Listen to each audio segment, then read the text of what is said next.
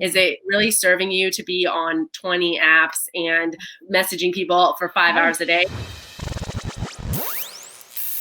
I think it's so helpful for people to boil these things down into like digestible milestones, like you were saying, the small wins. It's a lot easier to kind of celebrate small wins if you're on a health journey. But with dating, it feels like we don't know how to quantify those little wins. So it's like everything feels like a loss until you're like in a relationship. So we really have to figure out what are the little wins. And so one thing that I think is a really easy way to this is by really making a dating strategy for yourself. Is it really serving you to be on 20 apps and messaging people for 5 hours a day? Probably not. Like, you need to conserve your energy. And so like maybe it's 2 times a day, or like in the morning I'm swiping for 20 minutes, and then in the evening I'm like an hour to message back and swipe more. Okay, cool, I did that, like done. Well, those are things you can control and you can create structure around, so it feels like you are doing something to move the needle. You can kind of give yourself that comfort and say, no, like I did my part today, I did swiping when I said I would, or I went on the date or whatever. So